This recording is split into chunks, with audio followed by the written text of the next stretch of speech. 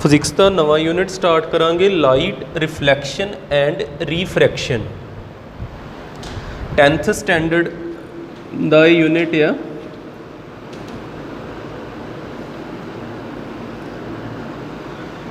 Light reflection and ਰੀਫਰੈਕਸ਼ਨ।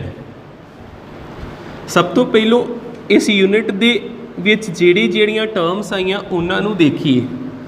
Light, light ਕੀ ਹੁੰਦਾ? Light is a form of energy. Energy ਦਾ ਇੱਕ ਰੂਪ ਆ, ਆਪਾਂ ਕਹਿ ਸਕਦੇ ਹਾਂ it is a form of energy. It is a form of energy, energy ਦਾ ਹੀ ਰੂਪ ਹੁੰਦਾ।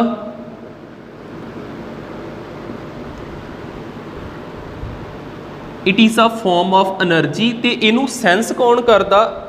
ਸਾਡੇ ਕਿਹੜਾ ਔਰਗਨ ਸੈਂਸ ਕਰਦਾ ਵਾ?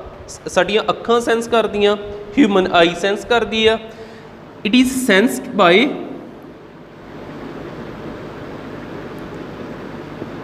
ਸੈਂਸਡ ਕਹਿ ਸਕਦੇ, ਐਕਸਪੀਰੀਐਂਸਡ ਕਹਿ ਸਕਦੇ,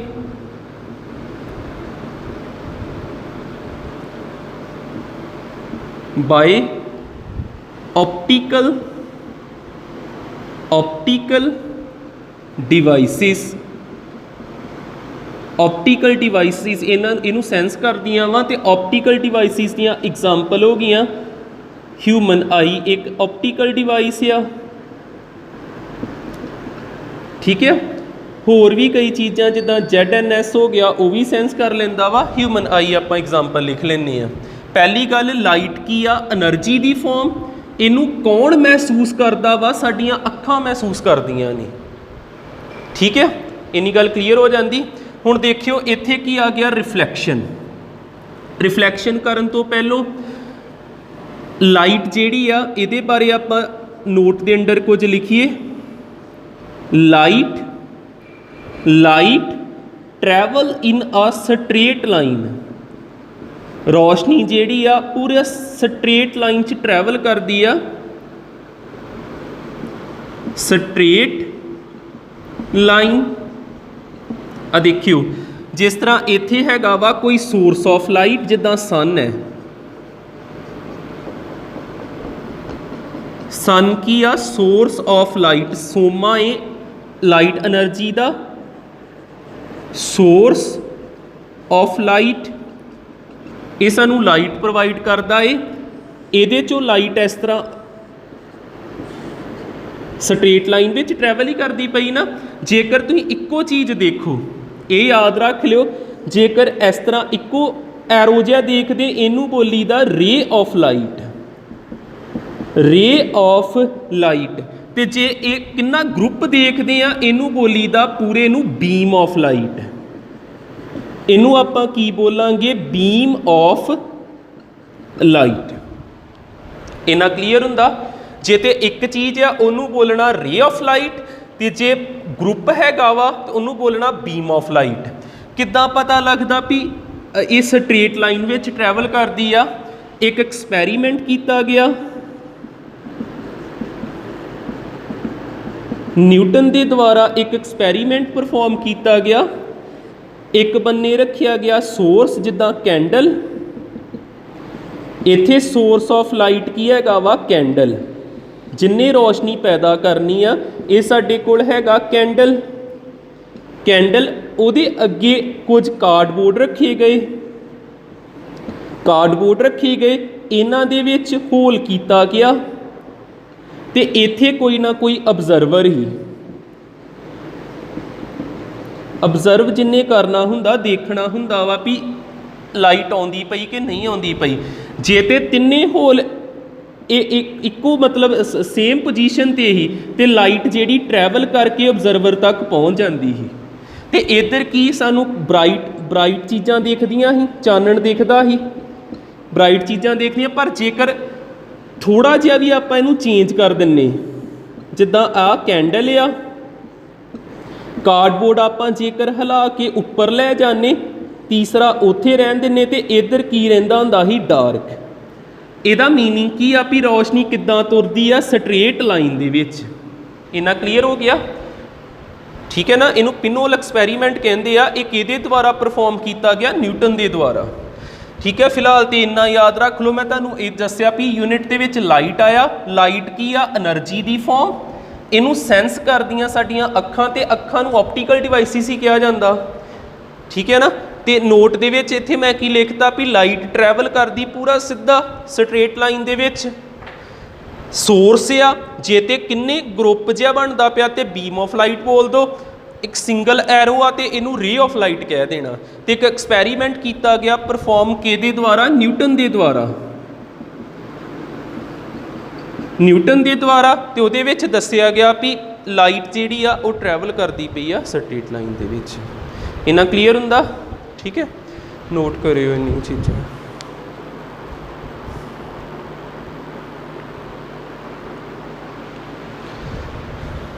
साडी फर्स्ट टर्म आ गई अगे reflection of light. Reflection of light की हुंदा वा?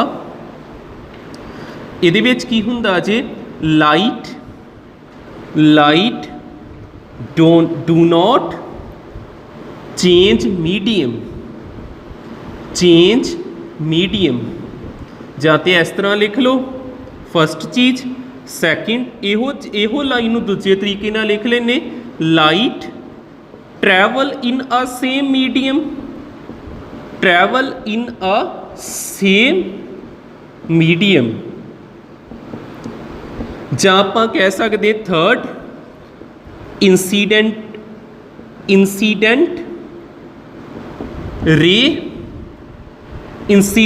रे of light reflected back in the same medium after striking the interface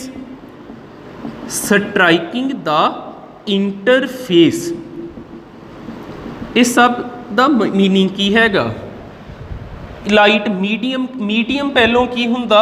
note they under सारियां चीज़ां देखो। मीडियम ओनू कहंदे जिहदे विच पार्टिकल्स होण। जिद्दां हवा दे आ छोटे छोटे कण ने इस तरह छोटे छोटे पार्टिकल आ एयर दे। ते एयर एक की आ? मीडियम। हवा नूं आपां मीडियम कह सकदे। पानी वाटर भी छोटे छोटे एटम मॉलीक्यूल्स तो बनिया वा। ते वाटर नूं आपां की कह सकते हैं? मीडियम कह सकते। कोई सॉलिड मान लो कोई बड़ा तकड़ा स्टोन होवे, एक पत्थर होवे, ये भी छोटे छोटे पार्टिकल्स तो बनिया। ते इनू भी आपां की कह सकते हैं? मीडियम किदां दा हो सकता? गैसिस मीडियम आ, एयर गैसिस ही आ। लिक्विड मीडियम है तो सॉलिड मीडियम है। इन्ना क्लीयर हुंदा? हुण देखियो आपां इत्थे लिखिया कि light do not change medium. Example देखियो light do not change medium.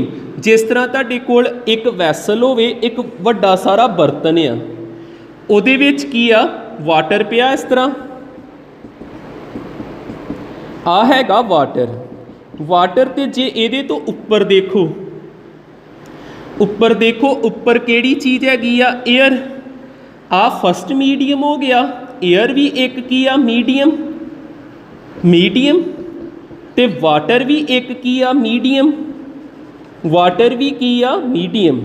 ते जेकर इस तरह हो जे भी रोशनी आवे, रे इक्को एरो बनाईदा ना, रे ऑफ लाइट आवे ते टकरा के वापस मुड़ जे हवा दे विच ही रवे, पानी दे विच ना जावे, फिर की हुंदी जे? रिफ्लैक्शन। इन्ना क्लीयर हुंदा? आपां कहा भी light do not change medium. फिर देखियो जिस तरह आ हैगा कोई कच का टुकड़ा, सॉलिड है ना, ये हैगा मिरर जां मैं कह दिना सॉलिड ते बार हैगी एयर होवे इस तरह भी रोशनी आवे, सॉलिड दे अंदर ना जावे, टकरा के वापस मुड़ जे, इनू कहीदा रिफ्लैक्शन। जे हवा दे विच आ ते रोशनी हवा दे विच ही रवे, इहदे अंदर ना जावे। जे हवा दे विच आ रोशनी ते हवा दे विच ही रवे, पानी के अंदर ना जावे, इनू की कहीदा रिफ्लैक्शन। क्लीयर हो गया। रिफ्लैक्शन दे विच की आ लाइट किन्नू नहीं बदलती, मीडियम नू। जे रोशनी हवा दे विच आ ते हवा दे विच ही रहिंदी, जे रोशनी पानी दे विच आ ते पानी दे विच ही रहिंदी, जे रोशनी सॉलिड दे विच आ ते सॉलिड दे विच ही रहिंदी। ठीक है, इन्हें अपना मीडियम नहीं बदलना, उन्होंने कहीदा रिफ्लैक्शन। तो इहो गल नूं मैं इत्थे कहा भी रोशनी ट्रैवल करती आ इक्को मीडियम दे विच, मीडियम नहीं बदलती। तो जां आ लाइनां दा मतलब आ वेखो क्लीयर हुंदा, जिहड़ी रे टकराउंदी पई इहनूं कहीदा इंसीडेंट, ते जिहड़ी वापस आउंदी पई इहनूं कहीदा रिफ्लैक्ट, रिफ्लैक्टिड। इंसीडेंट रे ते रिफ्लैक्टिड रे आपां क्या, इंसीडेंट रे, इंसीडेंट रे मुड़ जाती, रिफ्लैक्ट हो जाती जदों स्ट्राइक करती इंटरफेस ना। तो आ जिहड़ी बाउंड्री हुंदी ना, इनू कहीदा इंटरफेस। बाउंड्री नूं आपां की बोलते हैं, इंटरफेस। आ जिहड़ी बाउंड्री आ जिहड़ी दो मीडियम नूं डिवाइड करदी पई, मैं नोट दे अंदर ये भी लिखा, इंटरफेस की हुंदा, इंटरफेस की हुंदा boundary, boundary which divides, which divides medium, which divides two medium, which divides two medium, ਉਹਨੂੰ ਆਪਾਂ ਕਹਿ ਦੇਈਦਾ इंटरफेस। दसो ये गल्लां क्लीयर होईयां? ठीक है, करो नोट इनू।